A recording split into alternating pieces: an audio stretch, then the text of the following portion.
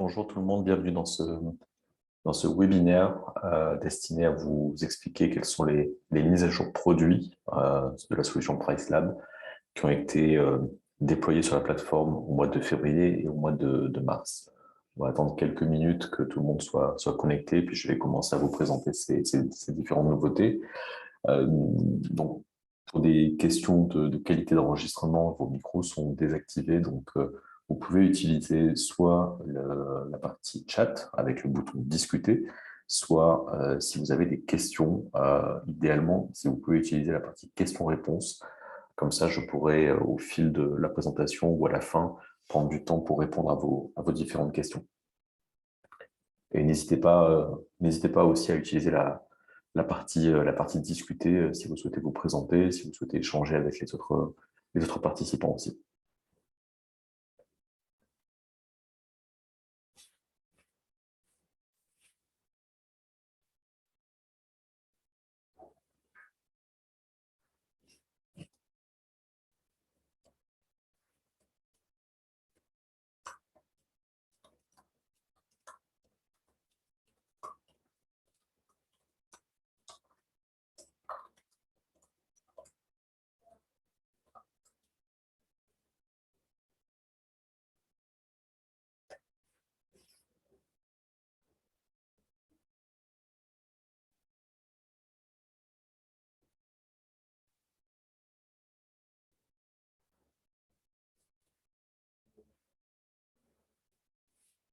Ok, très bien, on va commencer.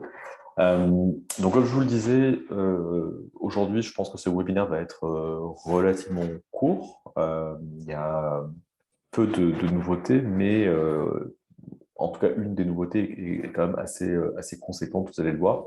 Donc, l'idée, c'est de vous montrer voilà, ce qui est nouveau sur la plateforme PriceLab depuis février-mars. Donc, aujourd'hui, je vais vous parler en particulier de la nouvelle fonctionnalité au niveau des minimum stay, donc la gestion des nuitées minimum dans PriceLab, qui était déjà assez avancée avec les notions de nuitées minimum dynamique. Mais vous allez le voir, il y a eu des nouvelles mises à jour sur cette fonctionnalité, et puis aussi les petits ajustements et les petites nouveautés qui ont eu lieu au niveau de la tarification dynamique. Alors, qu'est-ce qui est nouveau au niveau de la gestion des nuitées minimum? Donc, pour ça, on va directement aller sur l'interface de PriceLab pour vous montrer. Donc, les nuitées minimum dans PriceLab se gèrent dans les customisations. Donc, un des points d'entrée, si vous souhaitez régler ces nuitées minimum, c'est d'aller directement sur le logement que vous souhaitez. Et une fois sur cet écran, de cliquer ici sur Edit, à côté des customisations. Et donc là, vous avez l'ensemble des customisations qui sont à votre disposition. Donc, les customisations, ce sont les réglages que vous pouvez définir pour avoir une stratégie plus avancée. Et donc, vous allez retrouver ici, dans l'onglet Stay Restriction, le Minimum Stay Update. Donc, pour ceux qui utilisaient déjà PriceLab jusqu'à présent, vous souvenez de comment était présenté cet écran. Vous aviez donc la possibilité d'activer le Minimum Stay Update et de dire oui, je veux gérer via PriceLab mes nuitées minimum dynamiques. Et ensuite, vous pouviez définir votre défaut, c'est-à-dire en semaine, je veux 2 nuits minimum sur ce logement et le week-end, je veux 2 nuits minimum, par exemple. Auparavant, ici, vous aviez pour ces fonctions supplémentaires la même chose qu'ici, c'est-à-dire un petit interrupteur où vous pouviez dire oui, j'active le minimum stay for orphan gaps, donc c'est les nuitées orphelines, donc la fameuse fonctionnalité qui vous permet d'ouvrir les trous à la réservation et de changer la durée de nuitée minimum. Et pareil, vous pouviez activer, désactiver le minimum stay pour en dernière minute et puis plutôt dans le futur. Donc ici, on a des nouveautés et un nouveau mode de fonctionnement. Comme vous l'avez vu, la gestion de vos nuitées minimum par défaut n'a pas bougé. C'est-à-dire que c'est toujours ici où vous allez dire sur ce logement, je veux par défaut avoir 2 nuits minimum en semaine, par exemple, et 2 nuits minimum le week-end, par exemple. Par contre, ce qui est nouveau, c'est que pour les autres réglages, vous n'avez plus un seul réglage possible, mais 3. Donc, vous n'êtes pas obligé d'utiliser les 3, mais ils sont à votre disposition. Donc, imaginons ici, on souhaite mettre en place un minimum stay for orphan gap. Donc, pour mes fameux trous dans le calendrier. Je vais cliquer sur Add another minimum stay for orphan gaps. Et ici, je peux mettre en place mon réglage. Et comme vous le voyez, il y a quelque chose qui est encore nouveau ici, c'est qu'auparavant, il n'y avait pas de distinction dans PriceLab pour ce réglage-là entre semaine et week-end. Donc, par exemple, certains utilisateurs pouvaient dire, OK, le fait de pouvoir dynamiquement changer le minimum stay dès qu'il y a un trou dans mon calendrier, c'est très bien, mais ça m'embête un peu de potentiellement, sur des week-ends en particulier, avoir une règle qui est la même que sur la semaine. Donc, vous pouvez désormais faire la différence. Donc, je vous rappelle le minimum stay for orphan gaps, comment il fonctionne. Ici, à droite, vous dites à PriceLab ce qui doit être considéré comme un trou dans votre calendrier. Donc, si vous dites euh, entre 1 et 1, donc là, vous dites à PriceLab, voilà, dès que dans le calendrier, tu détectes un trou dont la durée est égale entre une et une nuit, donc une nuit, en semaine, je veux que le comportement soit une nuit, et le week-end, par exemple, soit une. Bon, là, en l'occurrence, on ne va pas pouvoir faire de différenciation semaine-week-end, puisque dans tous les cas, je ne cherche à identifier que des trous d'une nuit. Mais imaginons que je dise à PriceLab, attention, dans mon calendrier, dès que tu vas détecter entre deux réservations, entre deux dates bloquées, un trou dont la durée est entre une et deux nuits, alors voilà le comportement attendu. Et là, on peut dire, ben, si en semaine, j'ai un trou de deux nuits, je suis OK pour l'ouvrir à une nuit minimum, par exemple, mais le week-end, ça va être du deux nuits. Je ne veux pas que potentiellement mon week-end soit éclaté avec une nuit seule. Donc ça, c'est la nouvelle possibilité qui vous est offerte. Et ce que je vous disais tout à l'heure, c'est que vous pouvez avoir plusieurs niveaux. Donc là, par exemple, vous pouvez définir un réglage précis pour les petits trous, entre une et deux nuits, mais vous allez aussi pouvoir définir un autre réglage pour d'autres longueurs spécifiques. Par exemple, entre 3 et 6 nuits ou longueur que vous souhaitez. Et pareil, de la même façon, définir la nuitée minimum à utiliser en semaine dans ce genre de situation, la nuitée minimum à utiliser le week-end dans ce genre de situation. Donc, vous pouvez ajouter jusqu'à 3 réglages. Pareil pour les minimum stay en dernière minute. Donc là, par exemple, vous pouvez très bien dire à J-3, si j'ai, sur ce logement-là, mes 3 prochaines nuitées sont disponibles, en semaine, par exemple, je suis OK pour faire du nuit minimum. Par contre, si dans ces 3 nuits qui sont à venir, j'ai un week-end, là, non, je veux maintenir du 2 nuits minimum parce que je ne suis pas prêt à éclater mon week-end, même en dernière minute. Mais par contre, vous allez pouvoir dire, par contre, à J-7, je veux rester, par exemple, toujours faire du nuit minimum en semaine, je peux être agressif, et plutôt sur du week-end, vous allez imposer du 3 nuits ou autre. Donc en fait, vous allez pouvoir avoir pour chacun de ces réglages-là 3 niveaux de réglage possibles pour pouvoir justement vous adapter à toutes les situations possibles. Et de la même façon, pour les séjours dans le futur, donc pour toute réservation dont la date d'arrivée est au-delà de 45 jours, par exemple, je veux que en semaine, euh, mon magnétique minimum soit de 4 nuits. Auparavant, si vous vous souvenez, sur ce réglage-là, par exemple, vous pouviez dire au-delà de 45 jours, si quelqu'un veut réserver un séjour qui commence en plus de 45 jours, c'est 4 nuits minimum. Mais on ne faisait pas la différence entre semaine et week-end. Si jamais pour vous, vous avez un logement qui est en centre-ville, je ne sais pas, qui est vraiment fait pour vous visez vraiment le week-end, à ce moment-là, vous pouvez dire, par exemple, en semaine, je vais viser du 5 nuits pour louer une semaine complète hors week-end. Et par contre, les week-ends, je veux vraiment les traiter à part et toujours rester sur du 2 nuits. Donc vous avez vraiment ces deux nouveautés, c'est-à-dire la première, le traitement spécifique semaine-week-end pour chacun de ces réglages-là, et en plus la possibilité de combiner 3 niveaux de réglage en fonction de votre stratégie. Donc ça, c'était vraiment la première chose qui était importante à avoir par rapport à la nouveauté au niveau de la gestion des nuitées minimum dans PriceLab. Ensuite, nouveau réglage qui est disponible toujours au niveau de ces nuitées minimum, c'est la fonctionnalité qui s'appelle le Adjacent Day. Donc, ce réglage-là va vous permettre, bon, on dit pour réduire les trous, en fait, il va vous permettre d'anticiper la création de nuitées orphelines. Donc, ce réglage, vous y accédez toujours dans les customisations via les minimum stay update. Et ici, vous avez un petit lien pour voir des options avancées. Et donc là, on vous montre en fait les deux réglages supplémentaires, le minimum stay for adjacent day before booking et minimum stay for adjacent day after booking. Donc en fait, ces réglages-là, donc, ils se comportent pareil que vu précédemment. Vous pouvez en ajouter 3 niveaux pour chacun. Et donc en fait, la façon dont il faut le comprendre, c'est que ce réglage-là va regarder, analyser votre calendrier et observer toutes les réservations ou dates bloquées, donc tout ce qui apparaît en grisé sur votre calendrier de Pricelab, par exemple, ça, ça, ça. Donc les jours adjacents, c'est ici. C'est les jours qui sont avant ou après une réservation ou des dates bloquées. Et donc, dans ce réglage-là, vous allez pouvoir dire, si j'ai une réservation qui est positionnée sur mon calendrier, par exemple, 2 jours avant cette réservation, je veux imposer du 2 nus minimum. Et donc, en fait, en faisant ça, vous allez éviter potentiellement, alors tout dépend encore une fois des autres réglages que vous avez au-dessus, mais si vous êtes en dernière minute à une nuit, imaginons à J-15 ou J-10, en semaine, vous acceptez de prendre du une nuit, le week-end, vous acceptez de prendre du 2 nuits.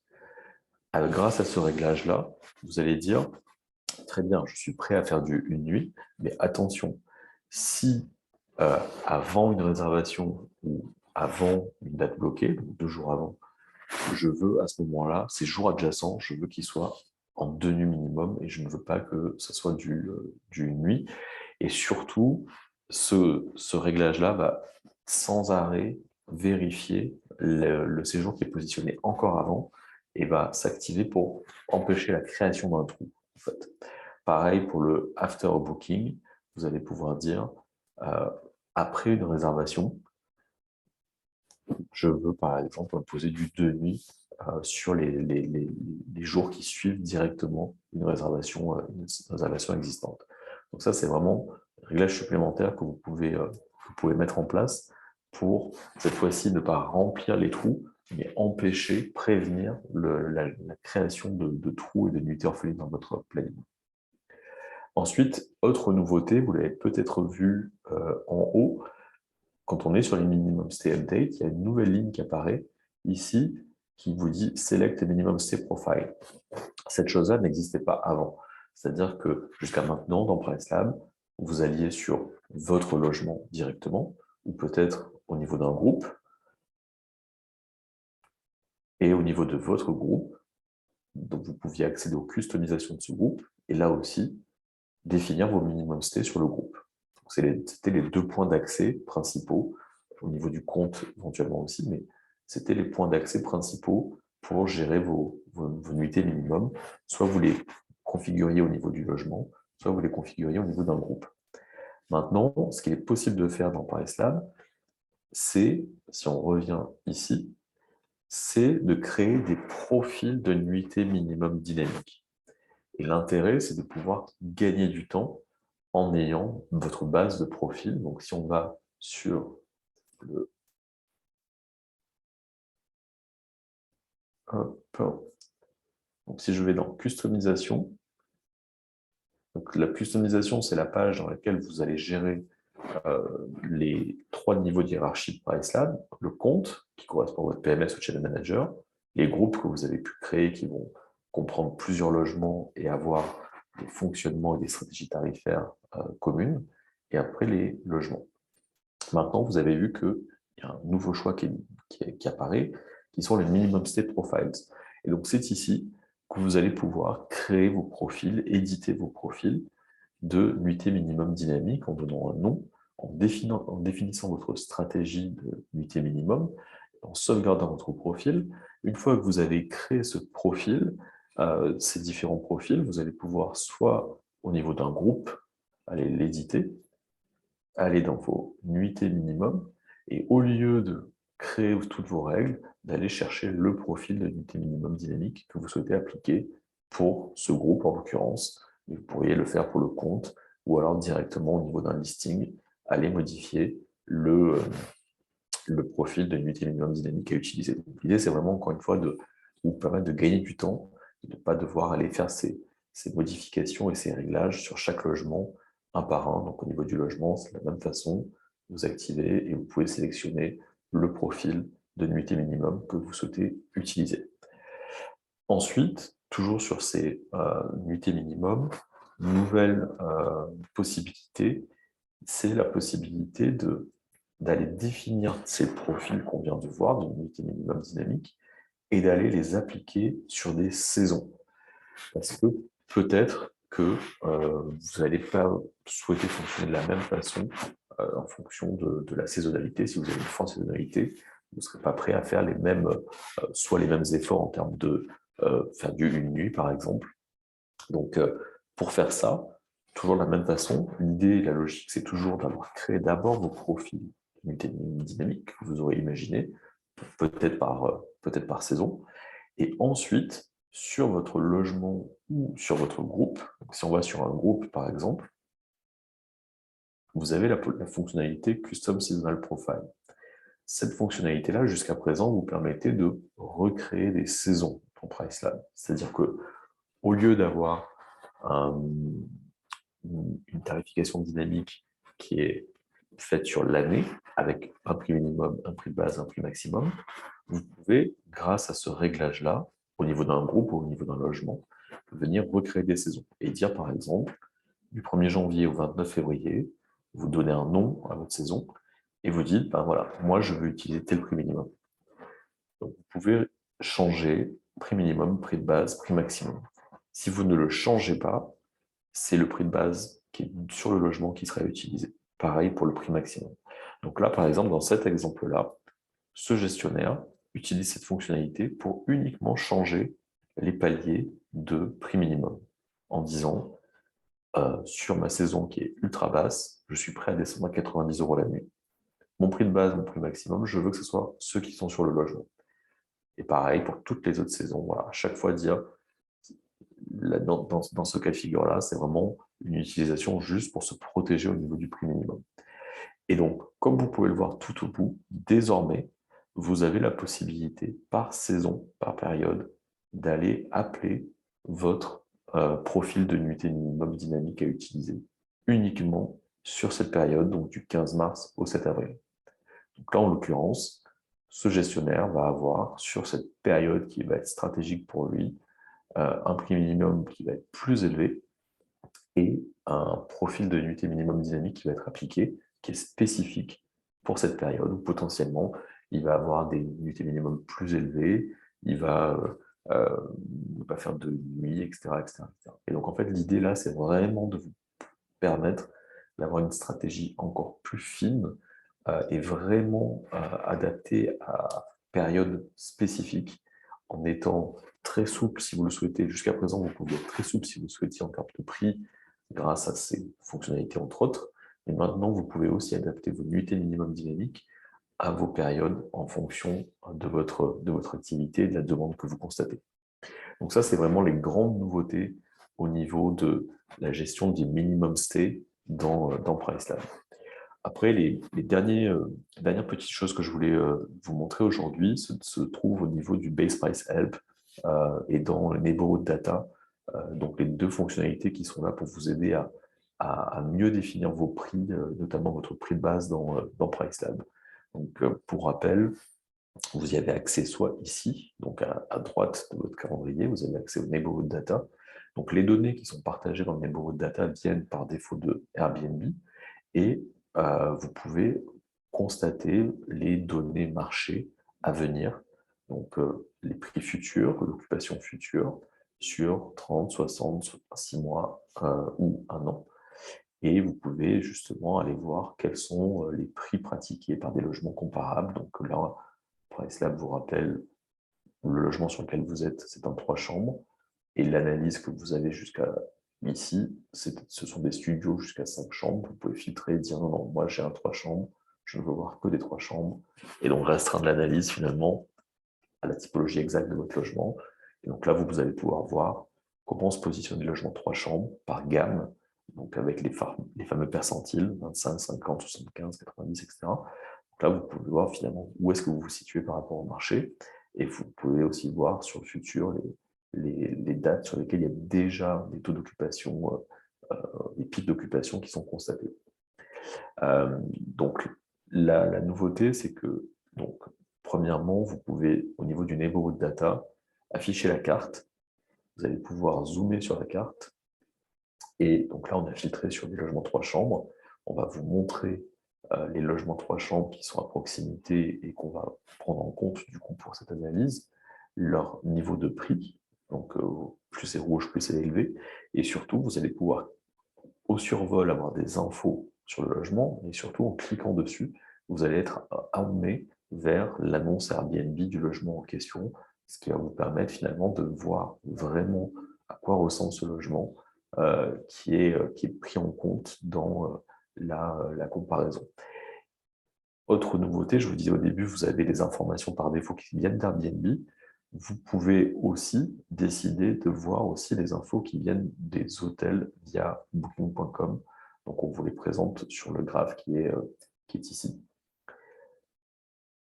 Et enfin, vous allez pouvoir aussi sélectionner des logements spécifiques pour finalement vous comparer à eux sur les dates futures.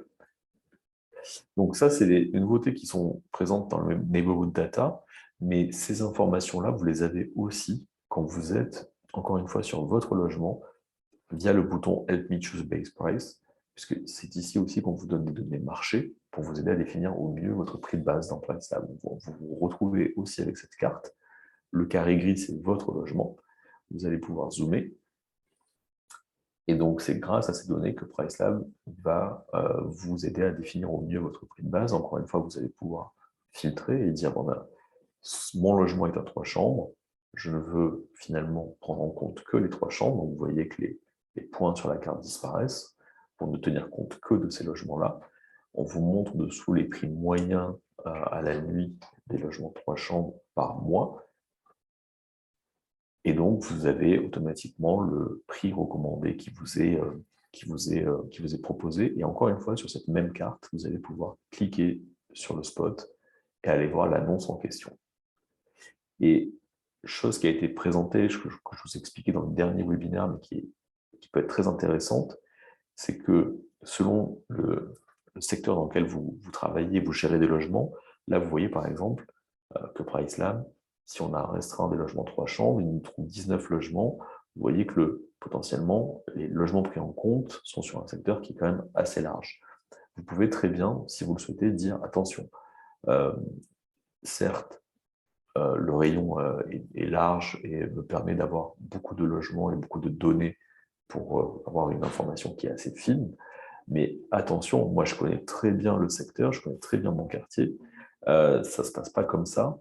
Et par exemple, ces 2 logements-là, ce quartier-là, il n'est pas terrible.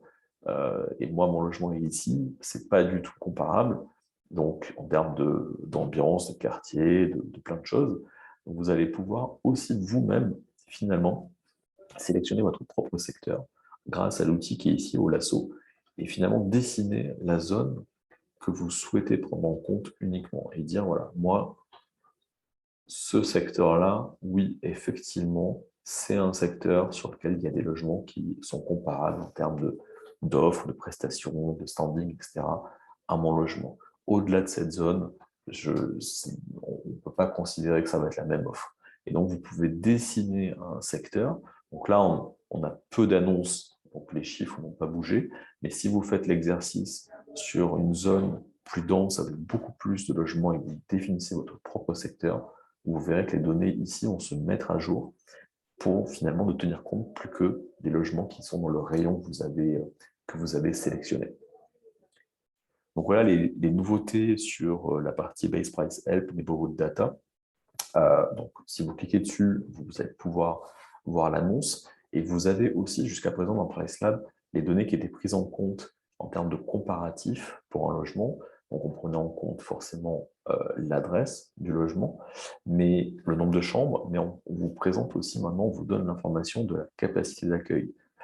Donc c'est une question qui vient souvent de personnes qui me disent, ouais, moi c'est un logement qui est une chambre, mais malgré tout j'ai un canapé lit dans le salon. Maintenant, donc, même si le logement n'a qu'une chambre, vous verrez en passant la souris dessus, la capacité d'accueil ne sera que de 5 personnes. Par exemple, ici, je viens de passer sur celui-ci, il y a bien 3 chambres, mais les couchages, c'est que 5 personnes, parce que peut-être il y a un lit simple. Donc, c'est une nouvelle info qui est disponible et que vous pouvez voir pour justement voir quels sont les logements sur lesquels vous allez souhaiter ou pas vous comparer. Ça, c'est les nouveautés au niveau des neighborhood data et Best Price Help. La dernière chose, c'est la vue multi-calendrier. Je ne sais pas si vous l'utilisez déjà, qui est hyper pratique, qui est plus pratique dans le sens où maintenant vous avez ce menu de gauche qui est figé quand vous faites défiler vos tarifs. L'écran a été revu pour s'adapter vraiment à tout ce qui va être tablette et mobile. Et le gros intérêt de cette vue pour travailler au quotidien sur PriceHub, plutôt que de passer par l'écran d'accueil et de rentrer dans chaque logement un par un pour aller faire des modifications, c'est que grâce à la vue multi-calendrier, si vous utilisez des tags ou si vous utilisez des groupes dans PriceLab, vous allez pouvoir affiner cette vue et dire, soit par groupe ici, soit par tag. Si vous avez mis par exemple un tag studio pour tous vos studios, ou alors des groupes par zone géographique, vous allez pouvoir filtrer votre vue et dire, allez, je prends 20 minutes et je vais travailler sur tous mes studios. Vous sélectionnez votre tag studio, vous allez avoir uniquement les logements qui ont ce tag studio qui vont rester affichés à l'écran. Et là, vous allez d'un coup d'œil en fait pouvoir voir finalement chaque logement, les uns en dessous des autres, leur prix à la nuit, et vous allez pouvoir comparer et voir s'il y a des choses qui vous semblent normales ou pas, et dire, bon, bah, tiens, finalement, celui-là, il marche plutôt pas mal, celui-là, il a un peu de mal, j'ai pas voulu être agressif en termes de nuitée minimum, par exemple ici, sur ce soir, je suis en 3 nuits. Euh, sur d'autres, par exemple, j'ai mis en place des nuitées minimum dynamiques qui permettent finalement de réduire à une nuit en dernière minute. Ici, ce n'est pas le cas. Pour X raisons, je n'ai pas voulu le faire.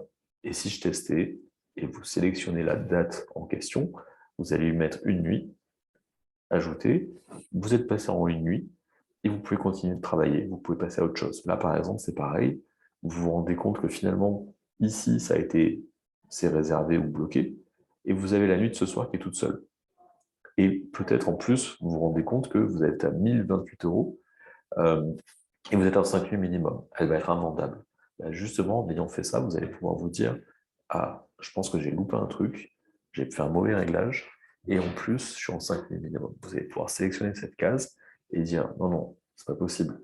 Euh, je verrai un peu plus tard, j'irai voir après sur ma stratégie quel est le problème, pourquoi j'ai ce prix, pourquoi j'ai ces 5 nuits, mais là, tout de suite, je vais vite la passer à 90 et la mettre en une nuit minimum. Et donc là, vous avez votre réglage qui a été mis en place. Si on revient sur le logement, on va sauvegarder. Et l'idée vraiment de cette vue, c'est d'éviter de sans arrêt retourner, ouvrir le logement, aller sur le détail du logement. Donc là, je suis bien à 90 euros et une nuit minimum. Et vous pouvez vraiment naviguer et travailler d'un logement à l'autre très facilement. Et de la même façon, vous avez accès aux customisations et aux overrides, donc, qui sont tous les réglages spécifiques, sans quitter cette vue. Donc là, sur ce logement-là, je vais accéder aux customisations, faire mes réglages, sauvegarder, et je reste sur cet écran derrière et je peux continuer, passer au logement suivant et balayer d'un coup d'œil tout ce qui pourrait être anormal, tout ce que je pourrais vouloir faire en termes de modification. Et donc, ça a été adapté pour pouvoir travailler sur cette vue sur tablette et sur téléphone. Donc voilà les nouveautés qui ont été lancées sur février-mars. Donc vous avez vu, il y a en quantité de fonctionnalités, il y en a relativement peu, mais ce qu'il faut retenir, c'est cette gestion qui devient vraiment ultra puissante au niveau des nuitées minimum dynamiques, qui va vous permettre de vraiment d'avoir des niveaux et des degrés de réglage complètement différents pour votre stratégie, en fonction de vos typologies de biens et en fonction aussi des saisons. Donc n'hésitez pas si vous avez des questions. Vous pouvez m'envoyer un email si vous souhaitez peut-être prendre un rendez-vous pour qu'on voit en détail vos propres réglages PriceLab, votre façon de l'utiliser. Si vous voulez qu'on prenne un peu de temps pour revoir ces nouveautés, notamment les minimum stay, ensemble et voir comment vous pourriez les utiliser et en tirer profit. Donc n'hésitez pas, vous avez mon mail ici. Et puis si vous avez des questions, n'hésitez pas à les poser sur le chat.